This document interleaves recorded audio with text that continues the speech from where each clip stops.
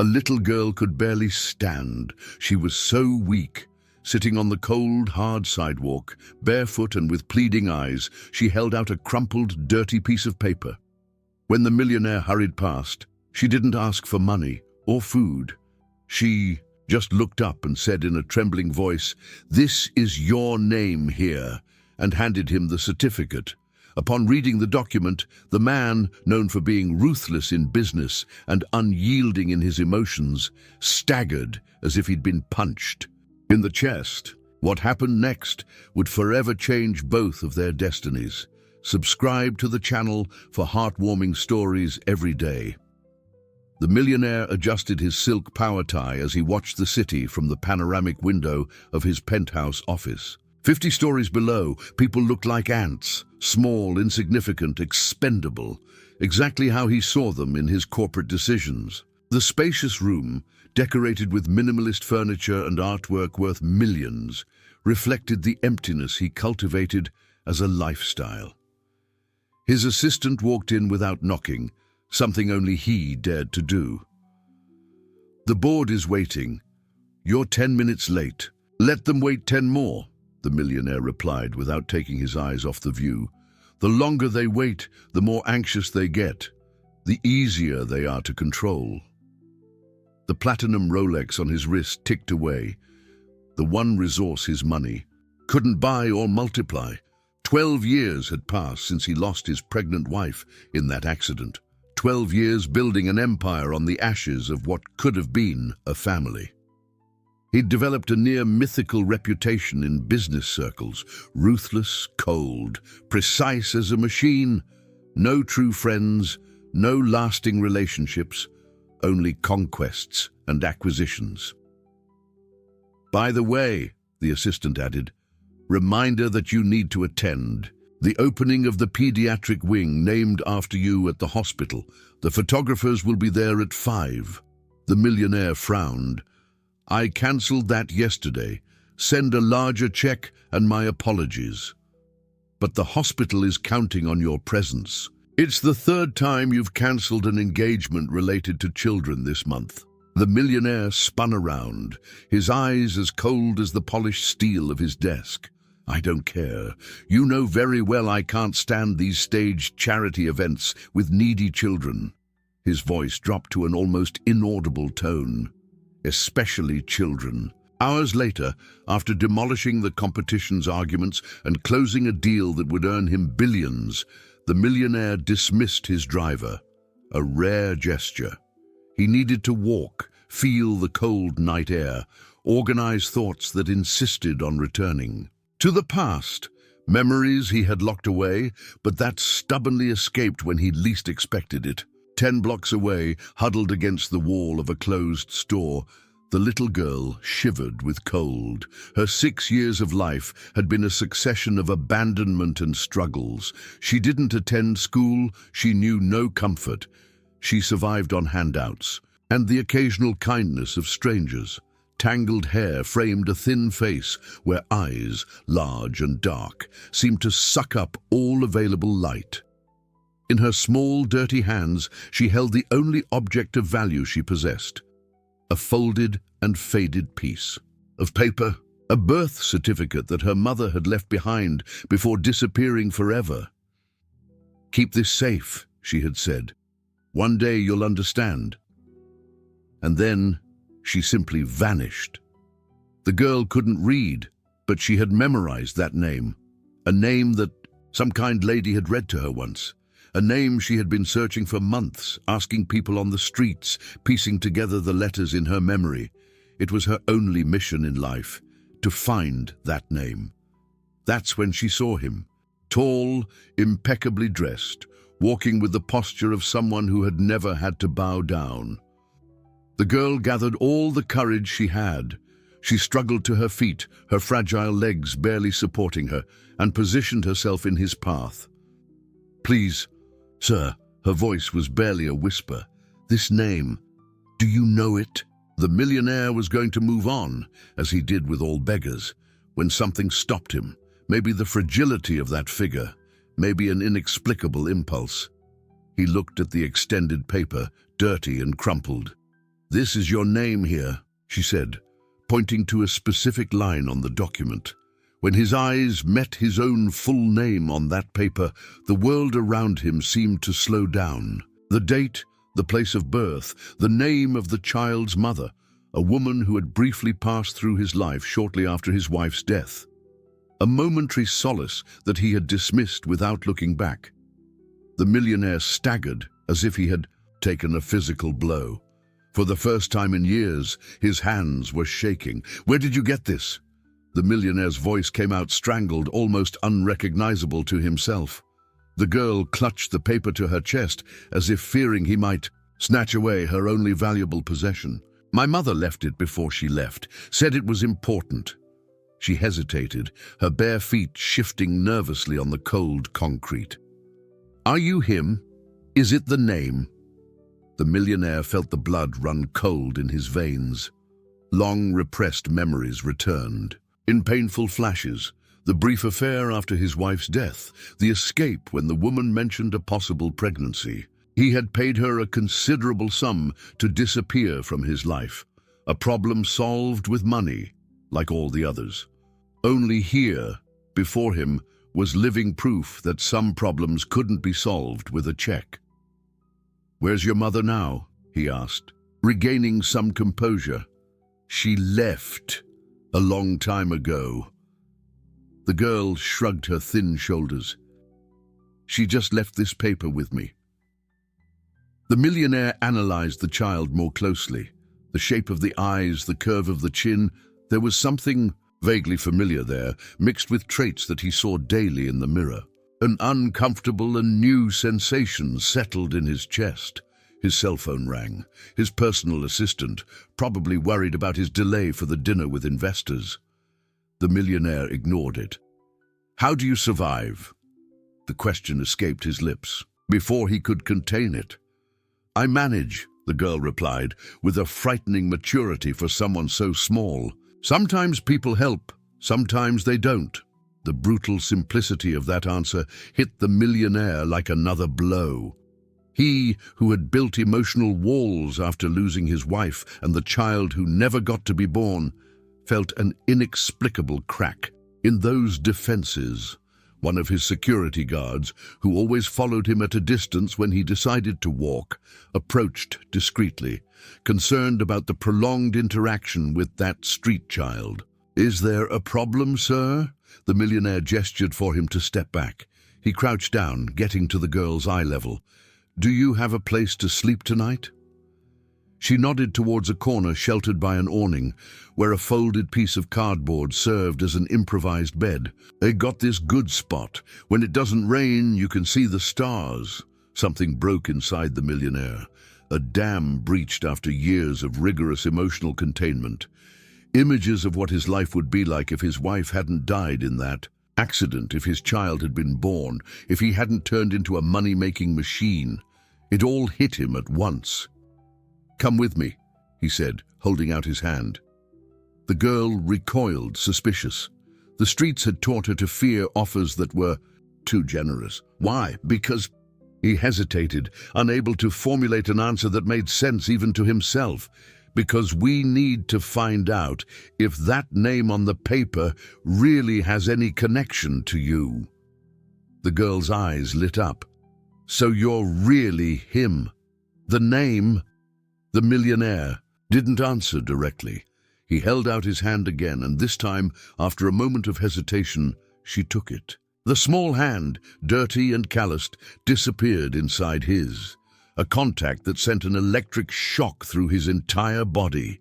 As they entered the limousine that his security guard quickly summoned, the girl looked in wonder at the luxurious interior. "Is it a palace on wheels?" The millionaire observed the childlike wonder at something so commonplace to him. "Something like that," he replied, feeling strangely embarrassed by all the luxury he had always taken for granted. As the car glided through the city streets, the millionaire sent a message to his lawyer. "I need a full investigation, urgent, and DNA tests, first thing tomorrow." He attached a photo of the birth certificate. The answer came immediately. "Ah, you sure about this? We can handle this in other ways." The millionaire looked at the girl, who had fallen asleep instantly on the leather seat, her tiny body finally surrendering to exhaustion in a safe, warm place. "Absolutely," he replied. "Some things can't be avoided anymore." The morning light flooded the guest suite where the girl was sleeping. For the first time in years, perhaps the first time in her life, she was resting in a soft bed with clean sheets and a safe roof over her head. Her sleep was so deep that she didn't even notice when the housekeeper quietly entered to check on her. In the mansion's study, the millionaire hadn't slept. He had spent the entire night between calls to his lawyer, reviewing old documents, and a half-empty bottle of rare scotch, his bloodshot eyes fixed on the birth certificate as if he could alter its contents simply by the force of his gaze. "She needs a bath urgently and new clothes," the housekeeper said as she entered the study. A middle-aged woman who had served him for decades, the only one who dared to speak to him bluntly. "And probably a doctor. She's too thin." "Call whoever is necessary," the millionaire replied without looking up, "but maintain absolute discretion." "What are you going to do with her?" The direct question bothered him. He himself didn't know the answer. The DNA test had been arranged for that very morning, with express results promised for the next day. But in truth, he already knew. The date of birth, the mother's name, the features, everything fit. "I haven't decided yet." His voice was cold, calculating. "For now, just make sure she has what she needs." The housekeeper studied him for a moment. "What am I going to call her? Does she have a name?"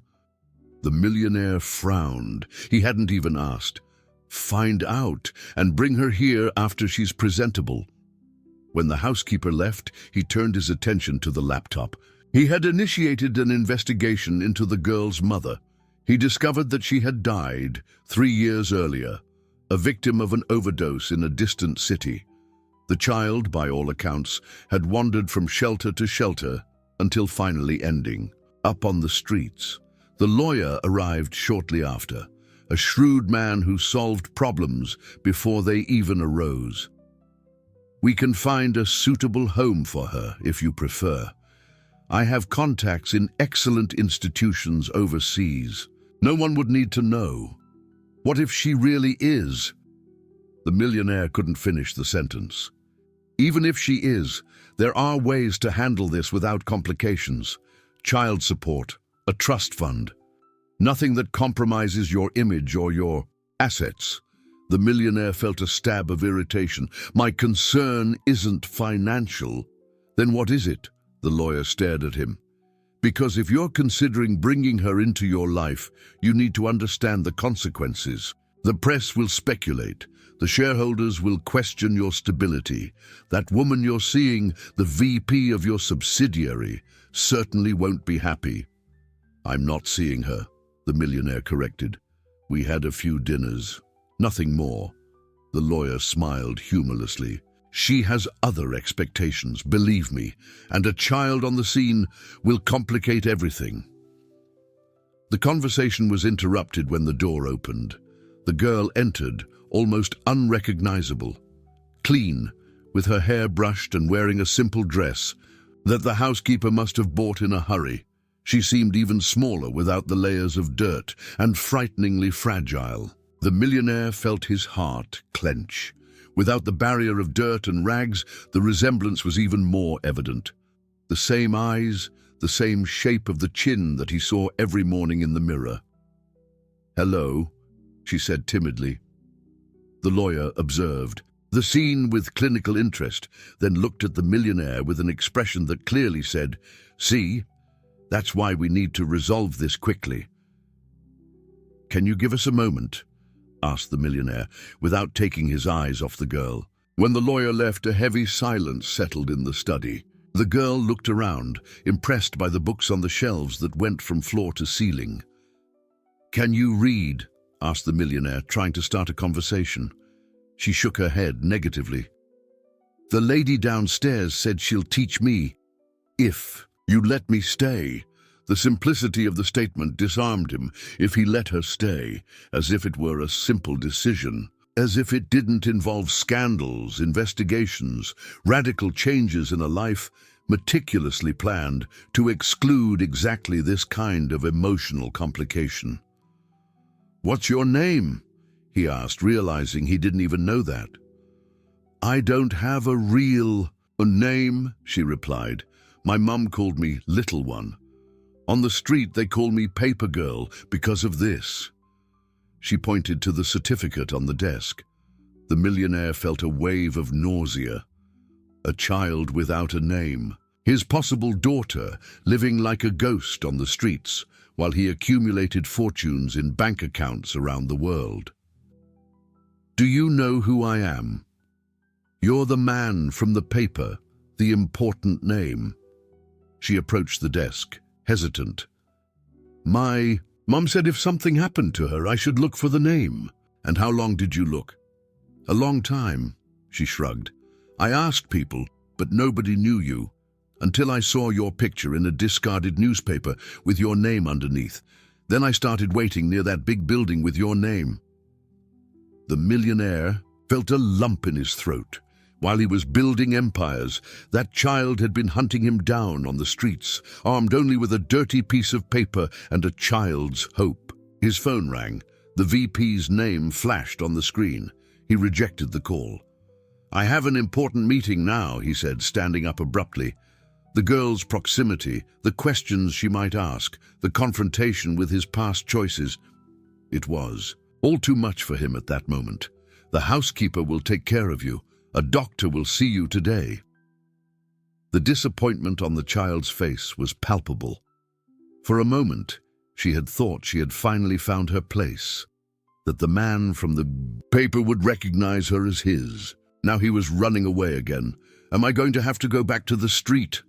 The question was asked quietly, resigned, as if she already knew the answer.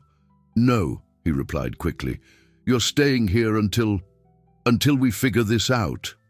He headed for the door, unable to continue that conversation. "Rest, eat well, the doctor will examine you."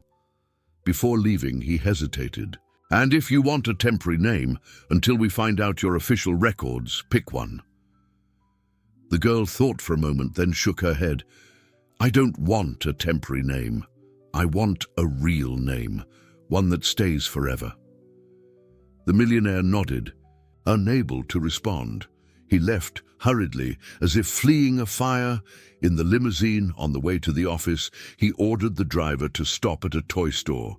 He gave specific instructions for a complete selection to be delivered to his mansion immediately. It was easier to buy things, to buy time, to buy emotional distance. It's what he had always done. But as the car moved through the city traffic, a persistent voice in his mind questioned whether this time his money would be enough to solve the problem, or if finally he had found something that demanded more than his bank account could offer. The news arrived the next morning, 99.9% probability of paternity. The millionaire received the DNA test results in his corporate office, away from the curious eyes of his mansion, where the girl remained under the care of the housekeeper. His hands trembled slightly as he read the detailed report. There it was, in scientific and undeniable language. He was a father. He had a 6-year-old daughter who had survived on the streets, alone, while he accumulated more wealth than he could spend in 10 lifetimes. "What do I do now?" he murmured to himself, something he never admitted out loud. His assistant entered the room, interrupting his thoughts. "The Japanese representatives have arrived for the meeting, and the VP is insisting on speaking with you. It seems urgent." The millionaire put the report in a locked drawer. "Tell the Japanese that they'll need to wait, and inform the VP that I'm in a conference. But you personally promised to lead them through the new project. It's a billion-dollar deal." The millionaire adjusted his tie, an automatic gesture when he felt pressured. "Cancel my schedule for the rest of the day. I'll have to resolve a personal matter." The assistant's expression was one of absolute shock. In 12 years, the millionaire had never cancelled an important meeting for personal reasons. In fact, the very word personal seemed strange coming from him. During the drive back to the mansion, the millionaire called his lawyer. "I need all the necessary documents to establish legal guardianship." A long silence on the other end of the line. "Are you sure?" "Absolutely. This will generate rumors, press speculation. The market may react negatively." "I don't care," replied the millionaire, surprised by his own determination. "Prepare everything." Upon arriving home, he found the housekeeper in the main hall, looking concerned. "She hasn't left the room all day. She didn't even touch her breakfast. The toys that arrived are still in the box." "Did the doctor come?" "Yes. She's malnourished, has some vitamin deficiencies, and will need nutritional support, but nothing serious that good care won't fix." The millionaire nodded, absorbing the information. "Where is she now?" "In the library. She spent the afternoon looking at the books, even without knowing how to read." He found the girl sitting on the floor of the vast library, surrounded by picture books. Some were open, revealing colorful images of animals and landscapes that she studied intently. "Do you like stories?" he asked, staying by the door. The girl looked up, surprised by his presence. "I like the pictures. I make up the stories in my head." The millionaire entered and sat in a nearby armchair. For the first time, he wasn't in a hurry. "What kind of stories do you make up?" She hesitated, unsure. "Silly stories. About animals that talk. About children who find treasures. They don't seem silly to me." A silence settled between them, not entirely uncomfortable, but laden with unasked questions. "The lady who takes care of me said that one day I'll learn to read myself," the girl commented finally. "Housekeeper," he corrected automatically. "She's the housekeeper." "What's that?" "Someone who takes care of the house and the people who live in it." The girl absorbed the information seriously. "Like a mom?" The innocent question hit him like a physical blow. "Not exactly," he managed to reply. "More like a special helper." "And who takes care of you?" The millionaire blinked, surprised by the question. "I take care of myself." "Alone? In this huge house?" "Yes." "That must be sad." The observation, so simple and direct, completely disarmed the millionaire. Years of therapy hadn't managed to extract from him what that child had perceived in less than 2 days. "Sometimes," he admitted, perhaps the first confession of loneliness he had made in years. The girl closed the book she was looking at and approached cautiously. She stopped a few feet from him. "Are you really the man from the paper? My mom said he was important." The millionaire took a deep breath. The moment had arrived. "Yes, I am." "And why did my mom want me to find you?" He hesitated. How to explain fatherhood, relationships, abandoned responsibilities to a 6-year-old? "Because," he cleared his throat, searching for words, "because I'm your father." The girl's eyes widened. "Like in the books? The parents who pick up the children from school and make food?" "Not exactly," he admitted. "I didn't know about you until the day before yesterday." "Why not?" The million-dollar question. Why not? Because he had run away at the first sign of emotional complication after his wife's death. Because he had paid for the problem to disappear. Because he had built an empire on the premise that feelings were expendable. "It's complicated," was all he could say. The girl processed the information with surprising maturity. "So can I stay? Forever?" He nodded slowly. "If you want. And will I get a real name?" "Yes, you can choose one." The girl thought for a moment, then shook her head. "No, I want you to choose. Parents choose names." The request caught him off guard. He, who named skyscrapers and multinational corporations, Now needed to name a child, his daughter. "I'll think of something special," he promised. The girl gave a small smile, perhaps the first since she arrived. "Can I show you something?" she asked, suddenly animated. Without waiting for an answer, she took his hand and guided him to the library window. "Look." Outside, the sun set behind the city buildings, painting the sky in shades of orange and pink. On the street, I always watched the sunset. It was the most beautiful time. I thought if I followed the sun, I'd find a good place to stay. She squeezed his hand, and I found it. The millionaire felt something break inside him, a dam breached after years of emotional containment. For the first time since his wife's funeral, he felt tears forming.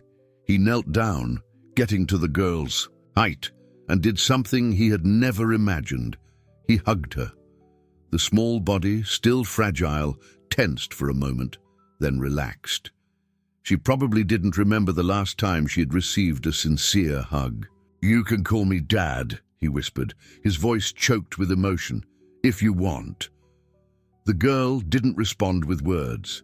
She just tightened the hug, as if fearing he might disappear at any moment. Outside the room, the housekeeper watched the scene with tears in her eyes. In 12 years of working for that man, she had never seen him show any genuine emotion. Now, in the arms of a nameless child, he finally seemed human again. In the weeks that followed, the millionaire's mansion, once silent as a mausoleum, gained a new dynamic. Sounds of little footsteps echoed through the hallways. Childlike questions interrupted meetings conducted by video conference. Toys appeared in the most unlikely places. A teddy bear on the dining room chair, building blocks on the console in the entryway. The meticulously constructed routine of the millionaire was completely transformed. Before, his days were a predictable succession of corporate engagements, strategic dinners, and ruthless negotiations. Now, he found himself reserving space in his schedule to attend reading lessons, doctor's visits, and shopping sessions for a suitable children's wardrobe. "She needs school," the housekeeper commented during breakfast, while the girl was still asleep. "A structure, friends her age." The millionaire lowered the Wall Street Journal he was reading. "So soon. She's barely adjusting to the house. Children are resilient, and she's already lost too much time."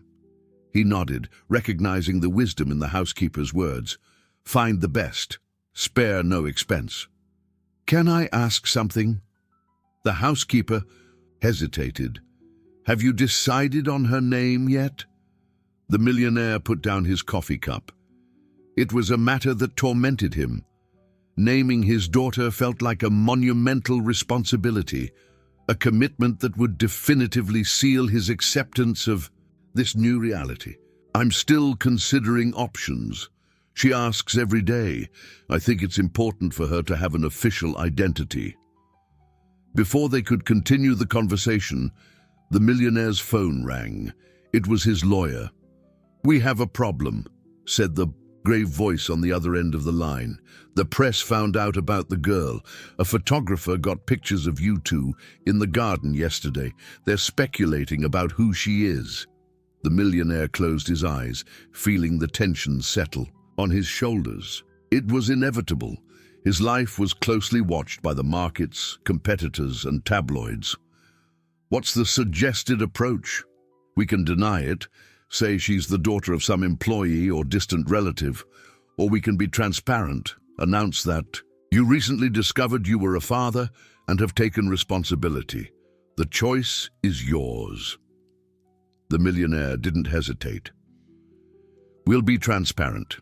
Schedule a press conference for tomorrow. I want to make the announcement personally." The lawyer was silent for a moment. "This will affect your stock prices. Conservative investors may question your emotional stability." "I don't care," replied the millionaire, surprising himself with the firmness in his voice. "Schedule the conference." When he hung up, he realized that the girl had entered the dining room, dressed in new pajamas, her hair still tousled from sleep. She seemed smaller and more vulnerable than ever. "Good morning," she said timidly. "Good morning," replied the millionaire, forcing a smile to hide his concern. "Did you sleep well?" She nodded, sitting down at the table. The housekeeper immediately served her a glass of milk and a bowl of cereal. The girl looked at the food with admiration, as if she still didn't believe she could eat whenever she wanted.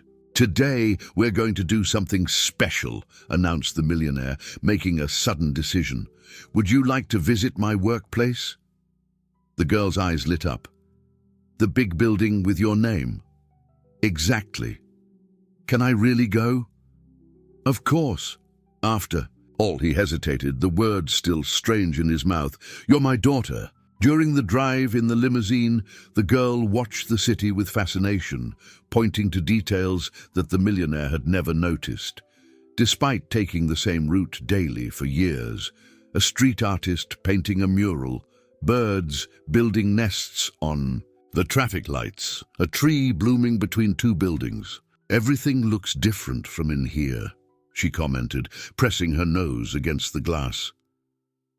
"Different how?" he asked, genuinely curious.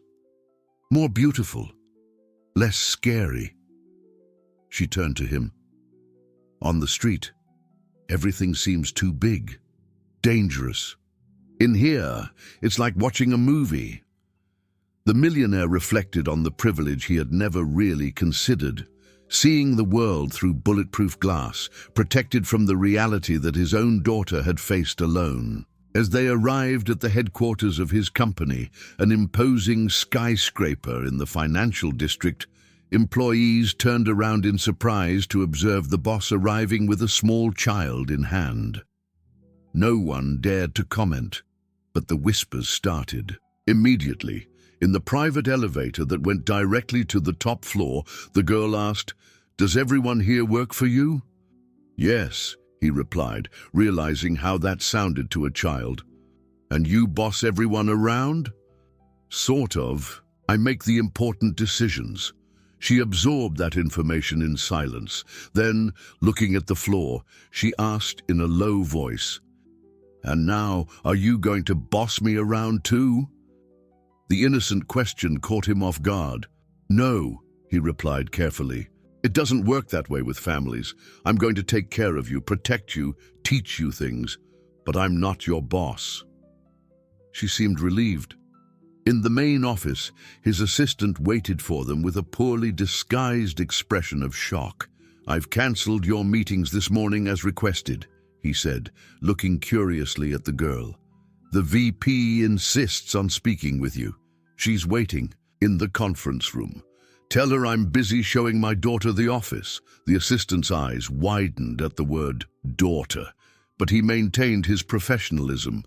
"Your daughter? Of course, I'll inform her." When the assistant left, the girl looked around the vast office with its panoramic view of the city. "It's beautiful," she said, "but kind of sad." "Sad? Why?" "It doesn't have any colors or toys, just grown-up stuff." The millionaire smiled. "Maybe we can change that." At that moment, the door opened abruptly. The VP entered, an elegant and ambitious woman with whom he had had a few dinners in recent months. "We need to talk," she said, completely ignoring the girl's presence. "The rumors are spreading. Investors are calling. We need a strategy." The millionaire looked at his daughter, who had shrunk slightly in the face of the woman's aggressive energy. "Now isn't a good time," he replied calmly. The VP finally noticed the girl. "Is this her? The child everyone's talking about?" Her tone was clinical, as if analyzing a problem to be solved. "We need to decide how to manage this situation before it gets completely out of control." "There's no situation to be managed," the millionaire replied, his voice taking on a steely tone that his employees knew well. "She's my daughter. I recently found out. I'm taking responsibility. End of story." "Don't you understand the impact this could have? Your carefully built image, the trust of investors?" "I understand perfectly," he interrupted. "And I've decided that some things are more important The VP stared at him, incredulous. Then she looked at the girl with poorly disguised contempt. "Are you going to throw everything away because of a mistake from the past?" It was as if a lightning bolt had struck the room. The millionaire rose from his chair, imposing. "Get out," he ordered, his voice dangerously low. "Now." When the door closed behind her, the millionaire realized that his hands were trembling with anger. He turned to the girl, who was watching everything with wide eyes. "I'm sorry about that," he said, trying to compose himself. "She doesn't like me," the girl stated simply. "She doesn't know you," he replied, crouching down to get to the child's eye level. "And actually, I just realized that I don't know her as well as I thought I did either." At that moment, something important happened inside the millionaire. A fundamental shift in priorities that he had never imagined possible. The VP's words, "a mistake from the past," echoed in his mind, but now with a completely different meaning. The real mistake had been denying his responsibility, allowing his daughter to live on the streets while he accumulated more money than he could spend in several lifetimes. "I know what," he said, pulling the swivel chair from his desk. "Want to try the boss's chair?" The girl's eyes lit up as she climbed into the imposing leather chair. Her feet barely reached the edge of the seat. "I can see the whole city from here," she exclaimed, spinning the chair with delight. Watching her, the millionaire made a decision that would change his life forever. He wouldn't just be a father on paper, he would be a real father, present, involved, committed, whatever the cost. The press conference was scheduled for 10 in the morning in the company's main auditorium. Journalists from all over the country crowded in to hear what the enigmatic millionaire had to say. Rumors were already circulating about the mysterious child seen in his company. In the makeshift dressing room, the millionaire adjusted his tie. For the third time, a rare sign of nervousness, his lawyer reviewed the prepared speech, making last-minute adjustments. "Are you sure you want to do this?" he asked. "We can still control the narrative in other ways." "Absolutely," replied the millionaire. "I'm tired of hiding." "Hiding what exactly? You didn't even know about her until a few weeks ago." The millionaire looked at his lawyer with an expression he had never shown before. Vulnerability. "It's not just about her. It's about who I've become. The man who would let a pregnant woman disappear from his life for money. The man who built an empire based on the absence of emotions." The lawyer sighed. "This will change everything. Your public image, your position in business. I'm counting on it." In the adjacent room, the housekeeper adjusted the girl's new dress. She seemed nervous about the idea of facing so many unknown people.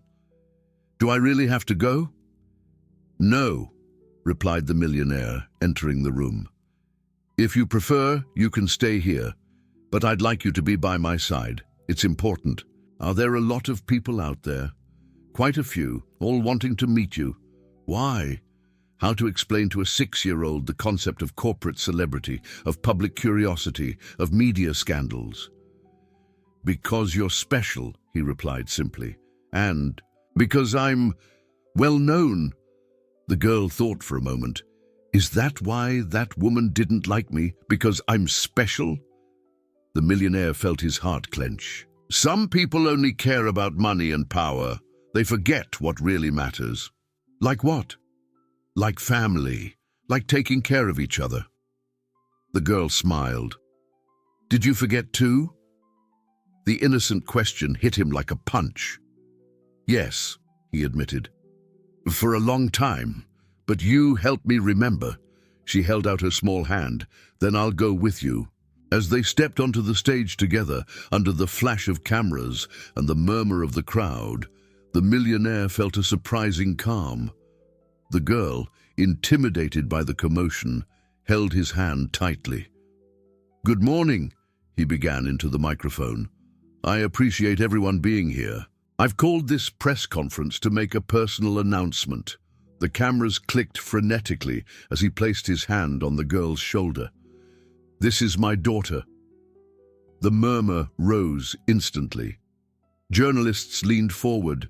Cell phones were raised to record the moment. I recently discovered her existence in a way that I can only describe as a miracle amidst tragedy. He took a deep breath. Her mother, with whom I had a brief relationship almost 7 years ago, has passed away. Our daughter ended up on the streets, surviving alone, with only a document containing my name. The room fell silent, captivated by the surprising story.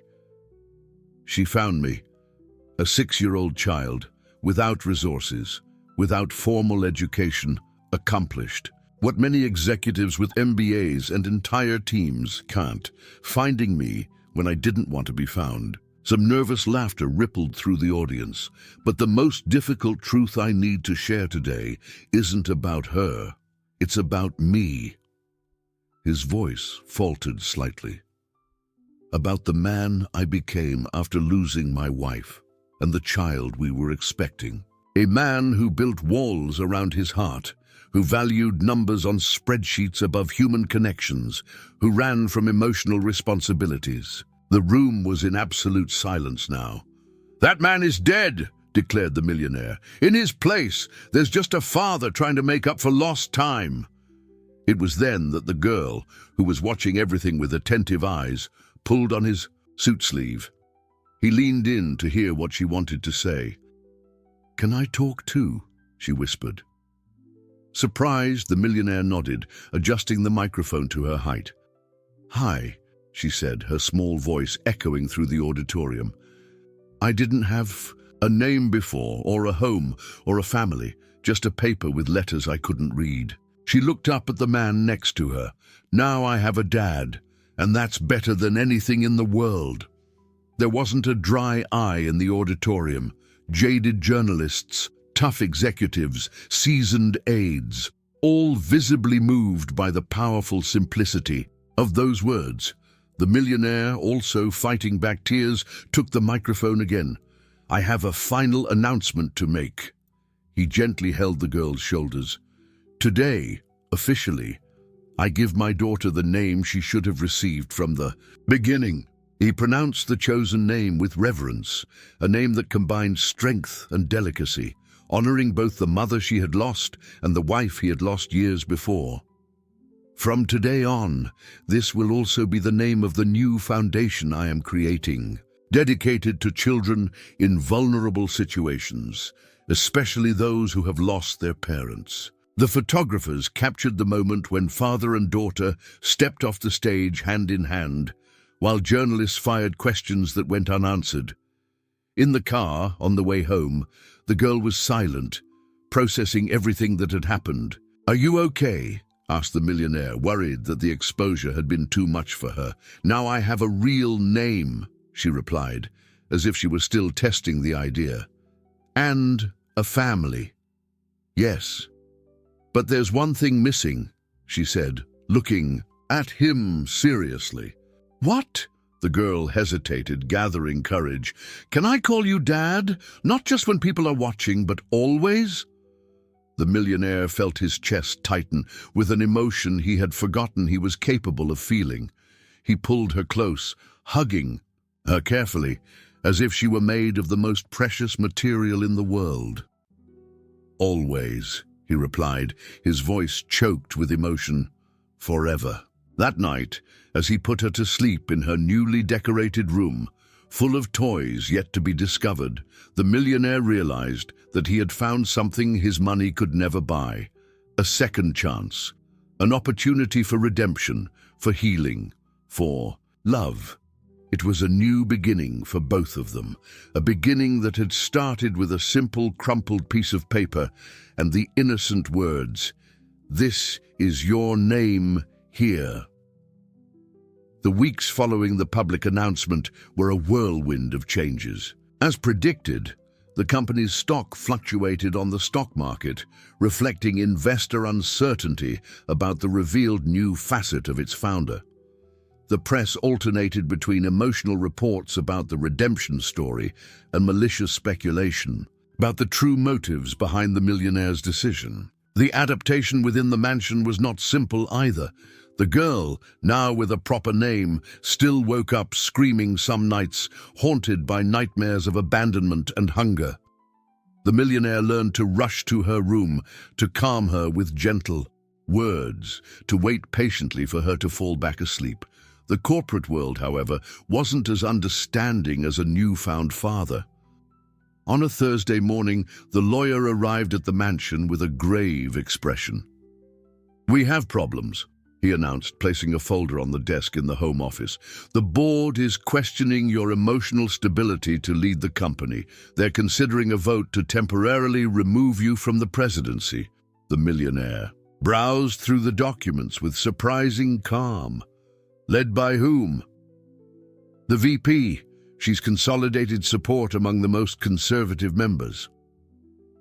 That was to be expected. He closed the folder. "Let them try." "There's more," continued the lawyer, hesitant. "We received a notification from Child Protective Services. Someone filed an anonymous complaint questioning your ability as a father." That caught the millionaire's attention. "On what grounds?" "They allege that your past life of emotional isolation and obsessive behavior with work makes you unfit to raise a traumatized child. They cite your statements from the press conference as evidence." A cold fury settled in the millionaire's chest, using his own words of vulnerability against him, turning his honesty into a weapon. It was a new level of corporate cruelty. "When is the inspection?" "Monday. A social worker will come to assess the living conditions and your relationship with the girl." The millionaire nodded. "We'll be prepared." When the lawyer left, he remained still, absorbing the impact of those news. He was willing to lose his company, his fortune, his professional reputation, but lose his daughter, now that he had finally found her. Unthinkable. He found the girl in the library, where the housekeeper was conducting her daily reading lesson. There was already notable progress. She could identify several letters and form some simple words. "Dad!" she exclaimed upon seeing him, the use of the word still new and precious to both of them. "I learned to write my name today." She proudly showed him a sheet where she had traced the letters of her new name with irregular but determined handwriting. "It's perfect," he said, genuinely impressed. "You're a fast learner." The housekeeper said that soon I'll be able to read entire books by myself. The millionaire exchanged a meaningful look with the lady, who understood the message and discreetly left the room. "We need to talk about something important," he said, sitting next to his daughter. "Did I do something wrong?" The instant fear in her eyes was a painful reminder of her previous life, where mistakes could mean not eating or not having a place to sleep. "No, absolutely not," he hastened to assure her. "But some people are trying to cause us trouble." "What people?" "How to explain corporate politics, professional revenge, and custody disputes to a 6-year-old?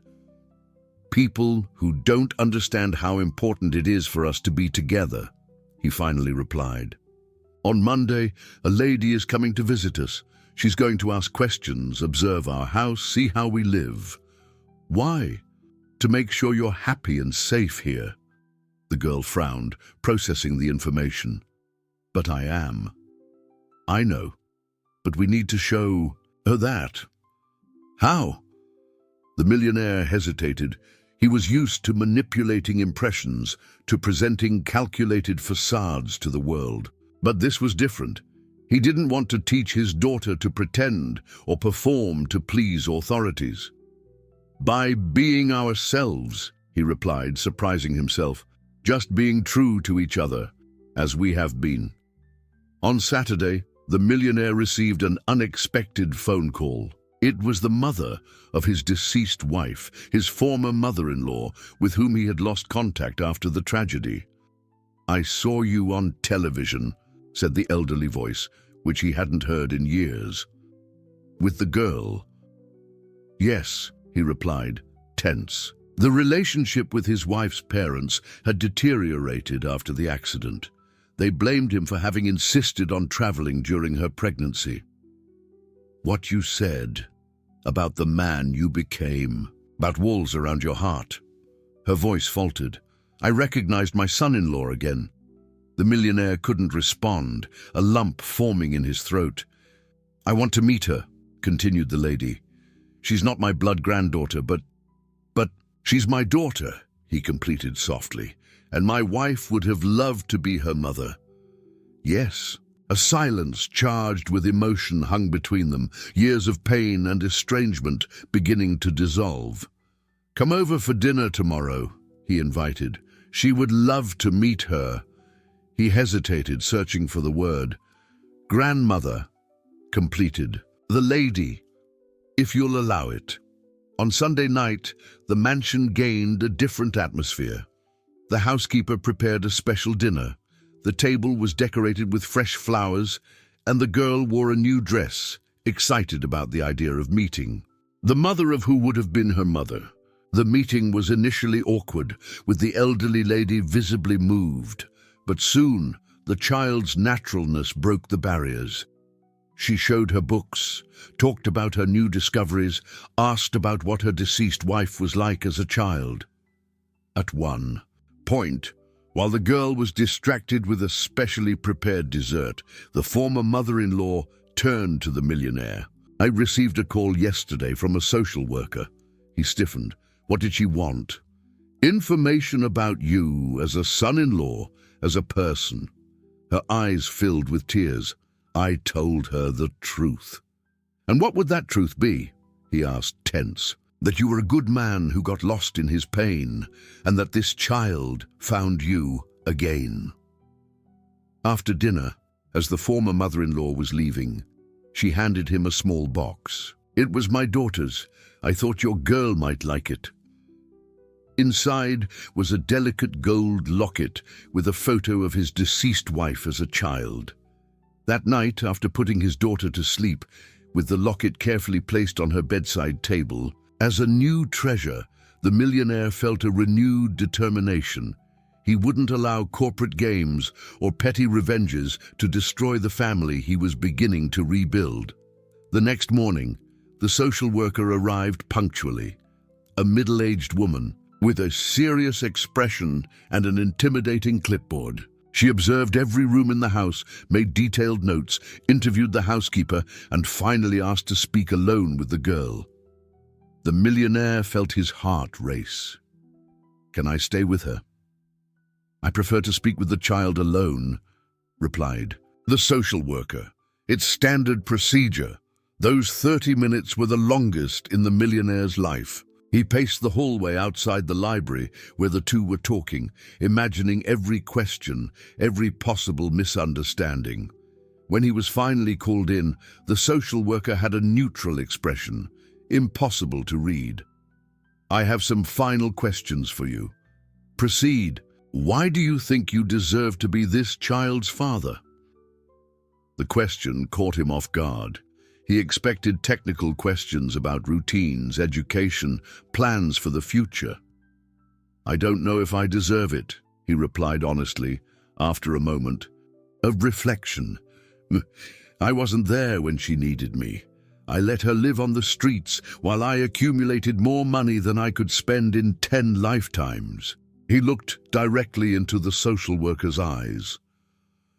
But I know that she deserves a father who will do anything to make up for that lost time, who will rearrange the universe if necessary to ensure that she never feels alone or abandoned again. The social worker made some more notes. What happened to your company after the announcement? The shares fell. Some investors withdrew. They're trying to remove me from the presidency. And does that bother you? Not as much as it should. He smiled slightly. I've discovered that there are other ways to leave a legacy besides skyscrapers. With my name on them. The social worker closed her folder. I have everything I need for now. I will deliver my report by the end of the week. Another week of anguish and uncertainty. Another invisible battle for the future of his daughter. The millionaire nodded, knowing that there was nothing more he could do but wait, and perhaps for the first time in a very long time, pray. The week of waiting for the social worker's report was torturous. During the day, the millionaire maintained a facade of normalcy to reassure his daughter. Together they planted flowers in the garden, learned to make cookies with disastrous results that ended in laughter, and continued reading lessons. At night, however, when she was asleep, he spent hours awake, reviewing legal documents, preparing for any outcome. At the company, the situation deteriorated rapidly. The board had scheduled a vote for Friday, coincidentally the same day that the social worker's report was due. The life he knew could completely crumble in a matter of hours. On Thursday, his lawyer showed up at the mansion unannounced. His expression was more grave than ever. "I managed to get a preliminary copy of the report," he announced, placing an envelope on the table, "and also the board's vote projections. Both are concerning." The millionaire opened the report first. As he read, his face paled. The social worker, despite recognizing the impeccable material conditions and the evident bond between father and daughter, expressed serious reservations about the applicant's emotional stability and his sudden change in behavior after years of isolation. "She recommends supervision for 6 months with weekly visits," explained the lawyer.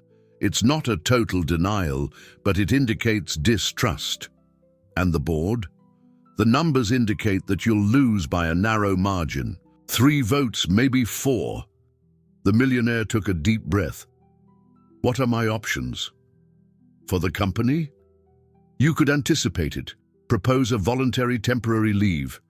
That would show maturity, calm the markets." "And for my daughter?" The lawyer hesitated. "We could contest the report, but that would drag the process out for months, or you could do exactly what the social worker doubts you're capable of doing. Demonstrate long-term emotional stability. Show that this isn't a passing phase or a midlife crisis." "How?" "Rebuilding your life, not just as a father, but as a complete human being. Reconnecting with family, friends, community. Everything you abandoned after losing your wife." The millionaire stared at the horizon through the office window. The idea of opening all the old scars was terrifying, but for his daughter, he would face anything. "What about the company?"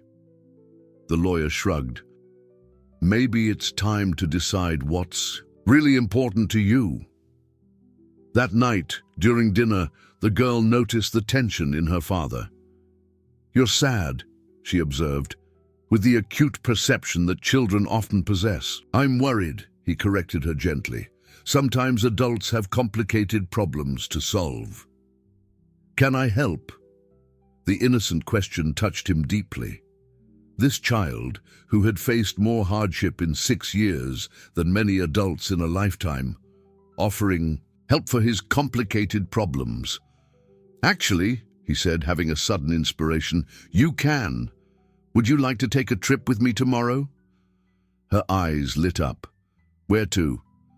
"To a special place. A place where I started my life before I was," he hesitated, "before I was rich." The next morning, the millionaire cancelled all his meetings, ignored the dozens of urgent messages on his cell phone, and personally drove a simple car. Not the usual limousine, with his daughter in the passenger seat, properly accommodated in a car seat.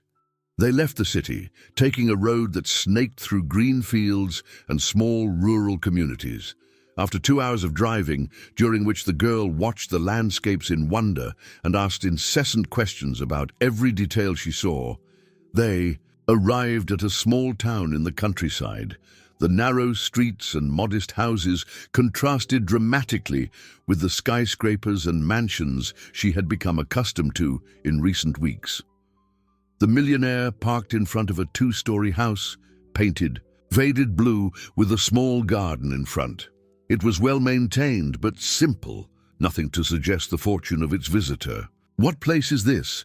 asked the girl, curious. "It's where I grew up," he replied, with an emotion he hadn't expected to feel. and where my parents still live." "You have parents?" The genuine surprise in the girl's voice made him realize how much of his life he had kept hidden from her and from himself. "Everyone has parents," he replied with a smile, "even if we sometimes forget that." The door of the house opened before they even rang the bell. An elderly couple appeared, the man leaning on a cane, the woman with completely white hair. Their faces showed a mixture of shock, joy, and apprehension. "Son," the elderly lady's voice trembled. "Is that really you?"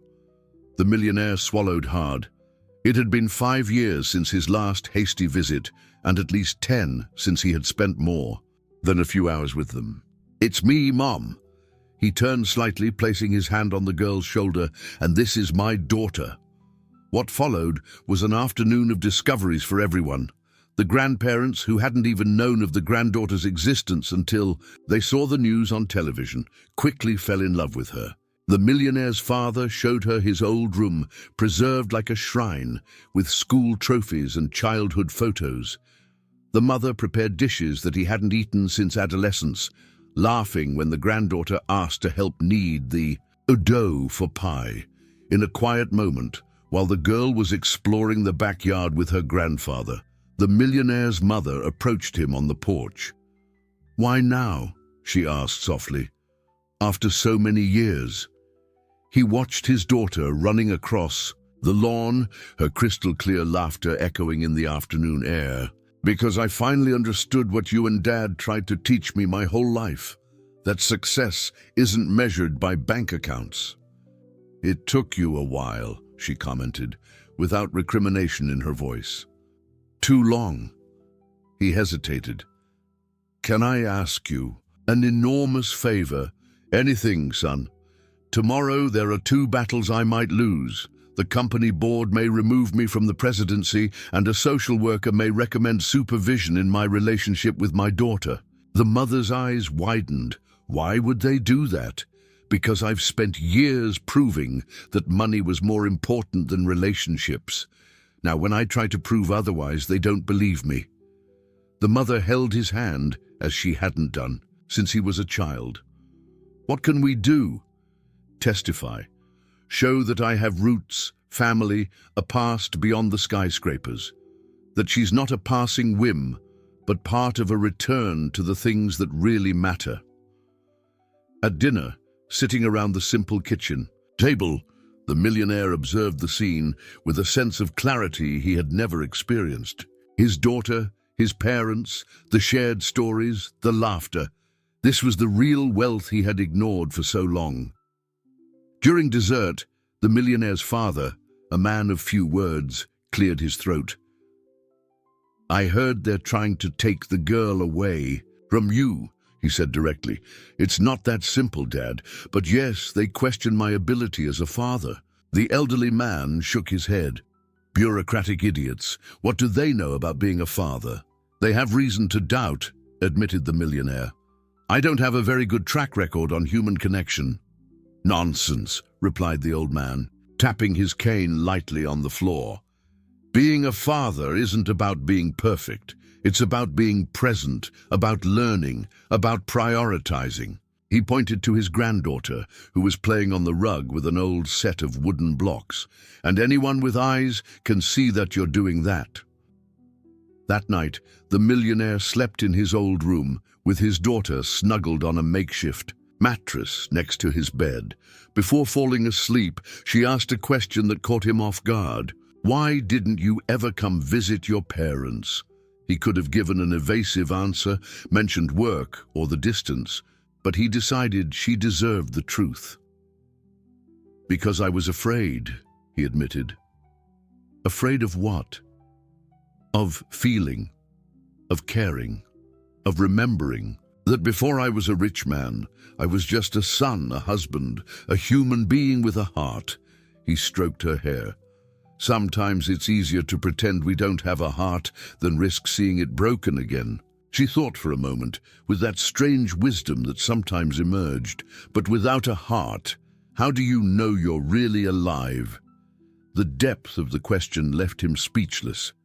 He kissed her forehead and held her hand until she fell asleep, thinking about how many different ways this little child was saving him. The next morning, as they were preparing to return to the city, the millionaire made a decision. He made a call to his lawyer. "Change of plans," he announced. "I'm not going to the board meeting today." "What? But it's your last chance to defend your position." "Exactly, but I've discovered that there are more important things to defend today." Next, he called the social worker. "I would like to change the location of our meeting this afternoon," he said calmly. "I have something important to show you." At 2 in the afternoon, while the board was voting in his absence, the millionaire was sitting in his parents' living room with his daughter by his side. The social worker, initially confused by the change, now watched attentively the interaction between 3 generations of the family. The elderly parents showed photo albums, told stories of his childhood, revealed the boy behind the tycoon. The girl, completely at ease, intertwined her recent stories with the memories of her grandparents, creating a continuous narrative that connected past and present. "Why did you bring me here?" finally asked the social worker, when they were alone for a moment. "Because I wanted you to see that I'm not having a midlife crisis or a temporary emotional outburst," replied the millionaire. "I'm rediscovering values that have always been here, rebuilding connections I neglected, becoming human again." He paused. "And I wanted you to see that my daughter isn't just my responsibility. She has an extended family, roots, people who love her." At that moment, his phone rang. It was the lawyer. The board vote had ended. "So?" asked the millionaire, with a calm that surprised even himself. "You lost by 2 votes. I understand.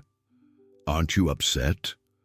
The millionaire looked out the window where his daughter was helping her elderly grandfather water the plants in the garden, both laughing at something shared. "Actually, no," he replied honestly. "I think I just won something much bigger." The news spread like wildfire. The ruthless millionaire had been ousted from his own company. The markets reacted immediately. Stocks plummeted. Financial analysts frantically discussed the future of the conglomerate. Headlines ranged from "fall of a titan" to "the price of sentimentality in business." To the surprise of everyone, especially his former board colleagues, the millionaire received the news with a disconcerting serenity. There were no lawsuits, no disputes, no bitter interviews. A week after the vote, he finally returned to his overflowing inbox of emails and urgent phone calls.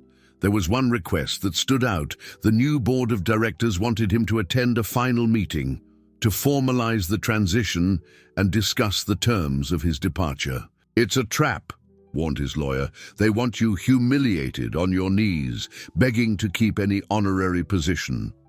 Or maybe they just want to ensure a smooth transition to calm investors," pondered the millionaire. "You're too optimistic. For someone who just suffered a corporate coup," the millionaire smiled. "Maybe I've learned something about seeing the best in people." On the day of the meeting, he surprised everyone by arriving accompanied, not by his lawyer or assistant, as would be expected, but by his daughter. Dressed in a child's formal attire, she held his hand tightly as they walked through the hallways that had once been his undisputed domain. Employees stopped to watch, some offering timid smiles, others averting their gaze, embarrassed by his downfall. The girl, sensing the tension, squeezed his hand. "Are they sad for you, Dad?" "Some are. Others maybe are relieved. Leading doesn't always mean being loved."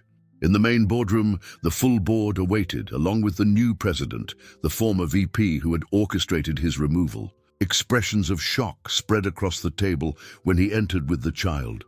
"This is no place for children," declared the new president with evident coldness. "On the contrary," he replied calmly, "this company was born to build a better world for future generations, At least, that was the initial goal, before we got lost in numbers and quarterly profits. He helped his daughter sit in a nearby chair. Besides, she's the reason we're all here today, isn't she? An awkward silence filled the room. It was too true to be denied. Let's get to the point, intervened the CFO. We've prepared a termination proposal that includes significant compensation in exchange for your majority shares and a non-compete agreement for 5 years. The millionaire took the envelope that was extended to him, but didn't open it. Before we discuss this, I would like to make an alternative proposal. We're not in a position to negotiate, cut in the president. The board has already voted. I'm not contesting the vote, he clarified. I'm proposing a solution that will benefit everyone, especially the shareholders you're so afraid of disappointing. That captured everyone's attention. The millionaire continued, instead of selling my shares back to the corporation at a reduced price, which would certainly generate negative speculation in the market, I propose to transfer 30% of them to a foundation I'm creating. A foundation dedicated to children in vulnerable situations. Murmurs spread around the table. The other 21% that guarantee me majority control, I will divide among you, the board members, proportionally to your time of service in the company. The shock was visible on the faces around the table. No one expected generosity from a man they had just betrayed. What's the catch? Asked the general counsel, suspicious. That night the millionaire slept in his old room, with his daughter snuggled on a makeshift mattress next to his bed. Before falling asleep, she asked a question that caught him off guard. Why didn't you ever come visit your parents? He could have given an evasive answer, mentioned work or the distance, but he decided she deserved the truth. Because I was afraid, he admitted. Afraid of what? Of feeling, of caring, of remembering that before I was a rich man, I was just a son, a husband, a human being with a heart. He stroked her hair. Sometimes it's easier to pretend we don't have a heart than risk seeing it broken again. She thought for a moment, with that strange wisdom that sometimes emerged. But without a heart, how do you know you're really alive? The depth of the question left him speechless. He kissed her forehead and held her hand until she fell asleep, thinking about how many different ways this little child was saving him. The next morning, as they were preparing to return to the city, the millionaire made a decision. He made a call to his lawyer. Change of plans, he announced. I'm not going to the board meeting today. What? But it's your last chance to defend your position. Exactly. But I've discovered that there are more important things to defend today. Next, he called the social worker. I would like to change the location of our meeting this afternoon, he said calmly. I have something important to show you. At 2 in the afternoon, while the board was voting in his absence, the millionaire was sitting in his parents' living room, with his daughter by his side. The social worker, initially confused by the change, now watched attentively the interaction between 3 generations of the family. The elderly parents showed photo albums, told stories of his childhood, revealed the boy behind the tycoon. The girl, completely at ease, intertwined her recent stories with the memories of her grandparents, creating a continuous narrative that connected past and present. Why did you bring me here? Finally asked the social worker when they were alone for a moment. Because I wanted you to see that I'm not having a midlife crisis or a temporary emotional outburst, replied the millionaire. I'm rediscovering values that have always been here, rebuilding connections I neglected, becoming human again. He paused. And I wanted you to see that my daughter isn't just my responsibility. She has an extended family, roots, people who love her. At that moment, his phone rang. It was the lawyer. The board vote had ended. So, asked the millionaire with a calm that surprised even himself. You lost by 2 votes. I understand. Aren't you upset? The millionaire looked out the window, where his daughter was helping her elderly grandfather water the plants in the garden, both laughing at something shared. Actually, no, he replied honestly. I think I just won something much bigger. The news spread like wildfire. The ruthless millionaire had been ousted from his own company. The markets reacted immediately. Stocks plummeted. Financial analysts frantically discussed the future of the conglomerate. Headlines ranged from "Fall of a Titan" to "The Price of Sentimentality in Business." To the surprise of everyone, especially his former board colleagues, the millionaire received the news with a disconcerting serenity. There were no lawsuits, no disputes, no bitter interviews. A week after the vote, he finally returned to his overflowing inbox of emails and urgent phone calls. There was one request that stood out. The new board of directors wanted him to attend a final meeting to formalize the transition and discuss the terms of his departure. It's a trap, warned his lawyer. They want you humiliated on your knees, begging to keep any honorary position. Or maybe they just want to ensure a smooth transition to calm investors, pondered the millionaire. You're too optimistic for someone who just suffered a corporate coup. The millionaire smiled. Maybe I've learned something about seeing the best in people. On the day of the meeting, he surprised everyone by arriving accompanied, not by his lawyer or assistant, as would be expected, but by his daughter. Dressed in a child's formal attire, she held his hand tightly as they walked through the hallways that had once been his undisputed domain. Employees stopped to watch, some offering timid smiles, others averting their gaze, embarrassed by his downfall. The girl, sensing the tension, squeezed his hand. Are they sad for you, Dad? Some are. Others maybe are relieved. Leading doesn't always mean being loved. In the main boardroom, the full board awaited along with the new president, the former VP who had orchestrated his removal. Expressions of shock spread across the table when he entered with the child. This is no place for children, declared the new president with evident coldness. On the contrary, he replied calmly, this company was born to build a better world for future generations. At least that was the initial goal before we got lost in numbers and quarterly profits. He helped his daughter sit in a nearby chair. Besides, she's the reason we're all here today, isn't she? An awkward silence filled the room. It was too true to be denied. Let's get to the point, intervened the CFO. We've prepared a termination proposal that includes significant compensation in exchange for your majority shares and a non-compete agreement for 5 years. The millionaire took the envelope that was extended to him, but didn't open it. Before we discuss this, I would like to make an alternative proposal. We're not in a position to negotiate, cut in the president. The board has already voted. I'm not contesting the vote, he clarified. I'm proposing a solution that will benefit everyone, especially the shareholders you're so afraid of disappointing. That captured everyone's attention. The millionaire continued, instead of selling my shares back to the corporation at a reduced price, which would certainly generate negative speculation in the market, I propose to transfer 30% of them to a foundation I'm creating. A foundation dedicated to children in vulnerable situations. Murmurs spread around the table. The other 21% that guarantee me majority control, I will divide among you, the board members, proportionally to your time of service in the company. The shock was visible on the faces around the table. No one expected generosity from a man they had just betrayed. What's the catch? Asked the general counsel, suspicious. 2 simple conditions. First, that 5% of the company's annual profits are permanently allocated to the foundation.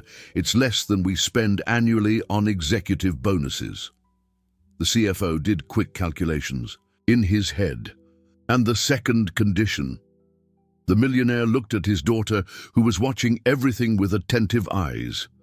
"That the company name remains the same, not out of vanity, but because I want her to know that we created something that outlived ourselves, something bigger than our individual egos." The room was in absolute silence as the board members processed the offer. It was undeniably generous, strategically brilliant, and carefully planned to leave no room for refusal without appearing petty in the eyes of the public and shareholders. "We need to discuss this among ourselves," finally said the president, visibly disconcerted. "Naturally." The millionaire stood up. "In the meantime, my daughter and I are going to visit the cafeteria. She's never tried the famous blueberry muffins that were my almost daily breakfast for 12 years. As they walked down the hallway, a group of employees from the development department, with whom he had always had a closer relationship, approached timidly. "We'll miss you, sir," said a young programmer. "Is it true that you're creating a foundation?" asked another. The millionaire nodded. "For children who need a fresh start, like all of us at some point in life." A third employee stepped forward. "I heard the social worker approved your permanent custody." He smiled, surprised. News traveled fast. Yes, the final report was favorable. "That's amazing," she hesitated. "Some of us were thinking, if the foundation needs volunteers, everyone will be welcome," he replied, genuinely touched. "In fact, I'm putting together a team, people who believe that technology and innovation can do more than generate profits." In the cafeteria, while his daughter savored the promised muffin, leaving crumbs everywhere and a whipped cream mustache on her upper lip, the millionaire received a message. The board had accepted his proposal unanimously. "Good news?" asked the girl, noticing his smile. "The best," he replied. "We just ensured that many children like you will have a second chance." She thought for a moment, licking the whipped cream off her finger. "Like I had when I found you?" "Exactly. Only it was me who won the second chance when you found me." On the way out of the building, they were intercepted by journalists who had already found out about the agreement. Cameras and microphones were pointed at his face. "How do you feel about being removed from the presidency of the company you founded? There are rumors that you distributed your shares among the board members. Is that true? Was the child the reason for your downfall?" The millionaire raised his hand, asking for silence. He knelt down to get to his daughter's eye level. "Want to answer that last question?" he asked softly. She looked at the cameras without timidity, then at her father, and finally at the journalists. "My dad didn't fall," she said with the clarity and simplicity that only children possess. He stood up. The reporters were momentarily speechless, and the millionaire took advantage of the moment to guide his daughter through the crowd toward the car that was waiting for them. "Where are we going now, Dad?" she asked, when they were safe inside the vehicle. He looked at the building that had been the center of his existence for so many years, then at the child beside him who had completely reoriented his internal compass. "Wherever we want," he replied. "We have a whole world to explore together." 6 months had passed since the corporate and personal storm that had redefined the millionaire's life. The mansion, once cold and antiseptic like a museum, now vibrated with life. Rooms that had previously been closed off had been transformed. One had become an art space, with paints and canvases scattered on the floor. Another housed a growing children's library, with colorful beanbags and low shelves within reach of small hands. The foundation was officially established, occupying an entire floor in a building in downtown. It didn't bear the millionaire's name, as would be expected, but the name he had given his daughter, a symbol of new beginnings and second chances. On a sunny Sunday morning, the house filled with voices and laughter. The millionaire's elderly parents had moved into a comfortable house on the outskirts of the property. The former mother-in-law was a frequent visitor, always bringing a new recipe or an old book for her granddaughter. And, to everyone's surprise, some former employees of the company had become close friends, forming a sort of extended and unconventional family. In the garden, a simple celebration was taking place. It was the girl's 7th birthday, the first she had celebrated with a cake, gifts, and people who loved her. "Dad!" she called, running over to where the millionaire was talking to a group of adults. "Grandpa said you have a special surprise for me." He smiled, picking her up despite her protests that she was already too big for that. "It's true, but first I have an important question. Are you happy?" She tilted her head, considering the question seriously. "Very," she replied finally. But? Sometimes I think about the other kids, the ones who are still on the streets, like I was, who don't have anyone to look for them." The millionaire felt his heart swell with pride. Despite all the comforts that now surrounded her, she hadn't forgotten where she came from. "That's what the surprise is about," he said, putting her back on the ground and taking her hand. "Come with me." He guided her to the office, now redesigned with 2 desks, a big one for him, another small one for her, where she used to draw while he worked. On his desk was a folder with the foundation logo. "Read," he encouraged, pointing to the first page of the document. She bit her lip, focused. Her reading was still hesitant but progressing rapidly. "Project, famille, paper." She looked up, confused. "What's that?" "It's the first official program of our foundation," he explained. "Inspired by you. We're going to work with children on the streets who have some information about their families, like you had with that paper, and help them reconnect. And for those who don't have any information, we're going to create a network of foster families." Her eyes widened. "So other children will find their parents, like I found you." "Exactly. And some will find new families who will love them as if they were their biological parents." She hugged the document to her chest. "Can I help?" "Actually," he smiled, "I was hoping you would be the honorary director of the project. You understand better than any adult what these children feel, what they need." For the first time in many months, he saw tears in his daughter's eyes. "What is it? Didn't you like the idea?" he worried. "I liked it too much," she whispered. "It's just that I never thought that something bad could turn into something so good. Me on the street, without anyone, and now I can help other children." He hugged her tight, feeling his own tears forming. "That's how life works in the best stories," he said softly. "The bad things aren't the end, they're just the middle of the journey." Back at the party, he watched his daughter running among the guests, proudly showing the document to everyone who wanted to see it. His assistant, who had left the company to join the foundation, approached discreetly. "The first cases have already started arriving," he informed. 3 children with partial information about family members, and 10 families have signed up as potential foster parents. "Great. Start the vetting processes. I want everything impeccable." "What about that other matter we discussed?" The millionaire hesitated. In recent weeks, he had considered something that would have seemed unthinkable before: expanding his family, not just through the foundation, but personally.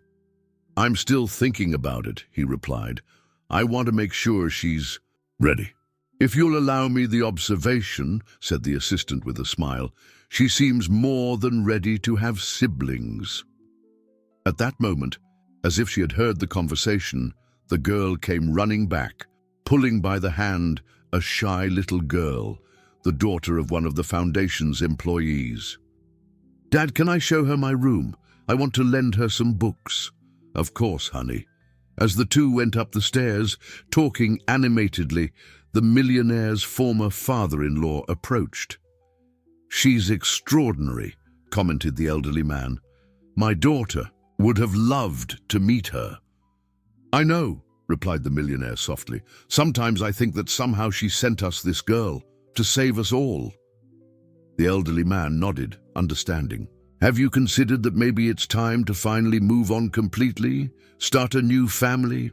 The millionaire looked around, at the garden full of people who a year ago had not been part of his life, people who now formed a circle of love and support around his daughter and himself. I already have, he replied sincerely, bigger and richer than I ever imagined possible. Later, when the party ended and the house finally quieted down, the millionaire found his daughter in her room and carefully organizing the gifts she had received. One in particular caught his attention, a small box that he recognized as his last surprise. Haven't you opened this one yet? I was waiting for us to be alone, she replied. Grandma said it was special. Carefully, she untied the ribbon and opened the box. Inside was a miniature replica of the original birth certificate, that crumpled piece of paper she had kept for so long. But now, framed in silver, preserved as the treasure it really was.